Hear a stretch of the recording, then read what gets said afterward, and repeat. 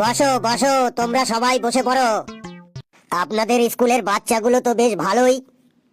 Sir, আমাদের ক্লাসের বাচ্চারা এত ট্যালেন্টেড যে আপনি প্রশ্ন করার আগেই এরা উত্তর দিয়ে দেবে।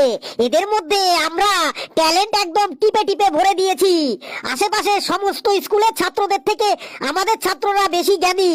আমাদের স্কুলের ছাত্রদের সাথে কেউ টক্কর দিতে পারে না। বেশ, এদের আমি কয়েকটা সহজ প্রশ্ন করেই দেখে নিচ্ছি যে এরা কত বড় ট্যালেন্ট আর কত বড় জ্ঞানী। এই মাঝে যে বসে আছো, তুমি দাঁড়াও, বলো চাঁদে প্রথম কে কে গেছিল? স্যার, আমি মামার বাড়ি বেড়াতে গেছিলাম, তাই দেখিনি চাঁদে কে কে গেছিল। তবে স্যার, এটা বলতে পারি যে আমাদের ক্লাস থেকে কেউ যায়নি, তাহলে আমি জানতে পারতাম। এ তো দেখছি জ্ঞানী না, মহাজ্ঞানী ছাত্র। তুমি দাঁড়িয়েই থাকো। স্যার, আমি বলবো চাঁদে কে কে গেছিলেন? হ্যাঁ, বলো। Sir, Neil Armstrong, Michael Collins আর এডউইন অলড্রিন। বাহ, ঠিক বলেছো বাবা, তুমি বসো। তোমার নাম কি মামুনি? তুমি দাঁড়াও। আমার নাম পেচি। পেচি, বলো তো পলাশির যুদ্ধ কত সালে হয়েছিল? স্যার, পৃথিবীর মানুষ এখন সবাই শান্তি চায়, আর আপনি আমাকে যুদ্ধের কথা বলতে বলছেন। এই সময় তো যুদ্ধের কথা ভাবাও পাপ, কারণ ইউক্রেন আর রাশিয়ার যুদ্ধের কারণে গোটা পৃথিবী পরিশান হয়ে আছে। ওই যুদ্ধ টুদ্ধের কথা আমি বলতে পারবো না স্যার, আমি শান্তি চাই। কি সাংঘাতিক রে বাবা! জিজ্ঞেস করলাম পলাশির যুদ্ধের কথা, আর টেনে নিয়ে এলো ইউক্রেন রাশিয়ার যুদ্ধের কথা। তুই দাঁড়িয়েই থাক। স্যার, আমার খুব জোরে প্রস্রাব পেয়েছে। প্রস্রাব তো তোমাদের এখন পাবেই। এখন আমি প্রশ্ন ধরছি না, এখন প্রস্রাব পাবে, আরো কত কি পাবে। তুমি দাঁড়াও, বলো ঘেটুর বাবা 1000 টাকা নিয়ে বাজারে গেল। ঘেটুর বাবা তার থেকে 500 টাকার জিনিসপত্র কিনলো। এবার বলো ঘেটুর বাবার কাছে আর কত টাকা বেঁচে থাকবে? স্যার, ঘেটুর বাবার কাছে 1 টাকাও বেঁচে থাকবে না। কি?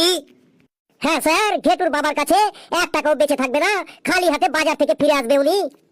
কেন উনি খালি হাতে ফিরে আসবে কেন? এর মধ্যে তুমি আবার কোন ফর্মুলা লাগালে? স্যার, সব জায়গায় ফর্মুলা চলে না স্যার।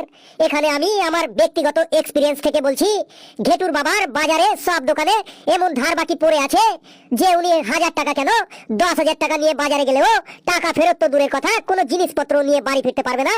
কারণ উনি বাজারে গেলেই সকল পাওনাদাররা ওনাকে ছেকে ধরবে। আমি ঘেটুর বাবাকে চিনি স্যার। কি সাংঘাতিক রে বাবা, তুমি দাঁড়িয়েই থাকো। স্যার, আমি বসবো, আমার মাথাটা যেন কেমন টনটন করছে।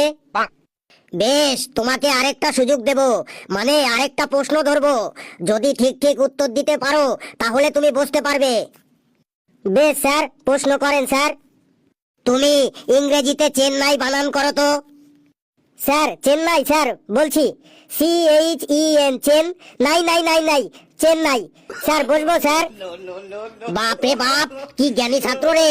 তুমি দাঁড়িয়েই থাকো, তোমার মাথা টনটন করুক আর যাই করুক, তুমি দাঁড়িয়েই থাকো, তোমাকে আর বসতে হবে না।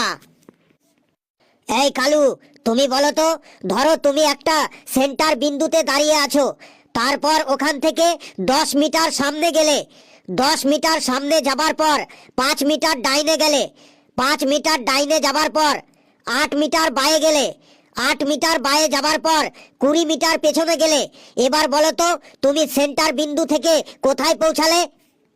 স্যার, আমি হসপিটালে পৌঁছালাম। কি বললে? হসপিটাল? তুমি হসপিটালে কিভাবে পৌঁছালে? স্যার, আগে পিছে ডাইনে বাঁয়ে ঘুরতে ঘুরতে আমার মাথায় চক্কর এসে গেছে, তাই আমি হসপিটালে পৌঁছে গেলাম। কি মশাই, আপনি বলছিলেন আপনাদের ছাত্ররা নাকি সব জ্ঞানী ছাত্র, তো জ্ঞানের এই অবস্থা?